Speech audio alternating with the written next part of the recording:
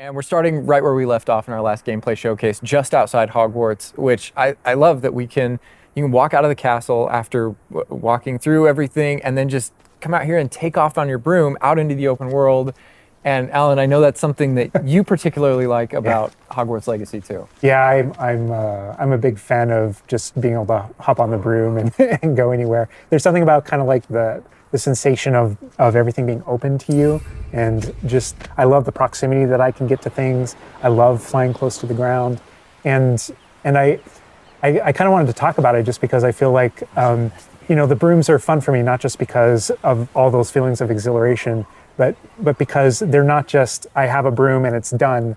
I actually kind of like some of the mechanics in it. So you see in the lower right there's a meter there, and occasionally as Andrew's kind of flying up or flying down, you might notice it draining or not. And this isn't the present day where all the broom technology is well known and advanced and everything that we know and love. This is an earlier time where they're still trying to figure out, we're not at the 3000 yet, we're at the 11. So. Oh my goodness, I'm just so speechless right now because this is just so beautiful. The world just looks so. By the way, the broom, is that like the only one, or can you like upgrade that broom to go faster? Yeah, so we have a shop in Hogsmeade, actually a broom shop. And so that sells a variety of different brooms. And it was important to us that the player could customize themselves based on their own aesthetic. So they're purely cosmetic, but if you talk to the shopkeep and help him out, he'll actually sell upgrades. Yeah, and those upgrades will make it so that where normally the broom, you can only fly, you can only go at max speed. It's kind of like a turbo meter down there. You can only go at max speed without the meter going down, kind of closer to the ground. And as you raise into the air, you'll notice the meter drop. And so those upgrades will allow you to increase that distance from the ground. And the broom owner at the sporting goods store in Hogsmeade is trying to perfect the broom and get better at it and know it better. And you can participate that and get better and better brooms through that. I see. And I love that mechanic encourages you to actually explore the world and kind of stay close to the ground. It's not just a travel mechanic, point A to point B. You're not just flying high over everything, although it is beautiful, something I really love doing, but as well, there's lots to explore on the ground, and so kind of keeping you down at the ground level. And to me, it feels like it's got this kind of surfing vibe over the. Oh my god! Like I'm just like I want to snatch the controller from Andrew right now because I want to go to the mountaintop, I'm going to that forest, and to that hamlet, or well I don't know if that's how it's called. I think that's what it is. No, it's awesome.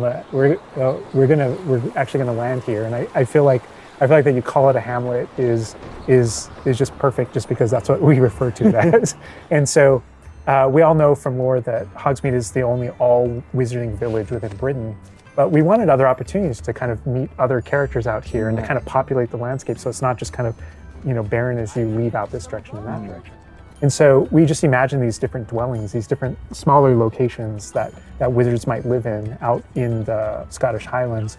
And so it's those, and so we refer to those as hamlets, and they're opportunities to learn those wizard stories, how those different locations have kind of like learned to live, what their relationships are with characters at Hogsmeade and Hogwarts.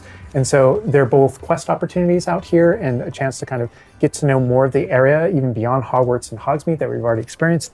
And you'll also notice on the mini-map, like lots of little icons, and each one of those represent gameplay in the hamlets that you can participate in, whether it's a vendor or different puzzles and challenges or different secrets that exist.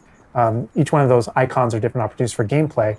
And you'll notice that same thing as we venture out into the open world as well. So when you go out into the open world and you see those icons, whether they're on the mini-map or on your map or off in the distance, those things are opportunities to say, like, I want to increase my inventory capacity. They're puzzles left behind by old wizards, that you can solve that actually grant you those. If you see ruins off in the distance and you visit them, you might find opportunities to actually expand and learn about your ancient magic. And as you kind of encounter different enemies dotted on the landscape, sometimes those characters, poachers or dark wizards, might be hoarding different magical resources that are valuable to you as you're playing the game. So each one has kind of like a way to connect to our gameplay loops and provide different opportunities that just kind of reward you for poking around them. I mean, I right away want to just cover all of those points on the map just by going over there. Well, we've flown on a broom already, but there is something that we haven't done so far, and that is getting on our flying mount. We're gonna hop on our Onyx Hippogriff here. The Onyx Hippogriff is our pre-order bonus. Oh my god, there he just like pops out of the the bag. Oh wait, you can use it as a horsey? I mean a horse. I mean that is a horse. Yeah, as a hippogriff, you can totally ride it like a ground mount, and you can lift off into the air. And we tried to make sure that each of those interactions, so the broom's really good at reaching that top speed, at kind of traveling the world as quickly as possible. But sometimes it's really nice to get on the hippogriff because of that ground speed or those transitions.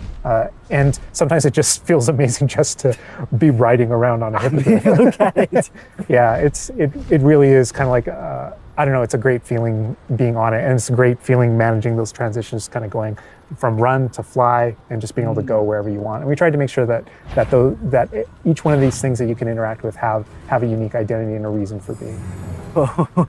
And oh my god, like I see like different like areas, like a swampy area. By the way, can you go to like entire map anywhere you go? There are regions that are like locked from you? Yeah, or, as soon as you, there's kind of a moment where the world kind of opens up to you outside of Hogwarts as a student, and right from that moment, early on in the game, you can go wherever you want. And so you might find more difficult challenges in different areas, and you'll see different spots as Andrew's moving around, like you mentioned the swamp.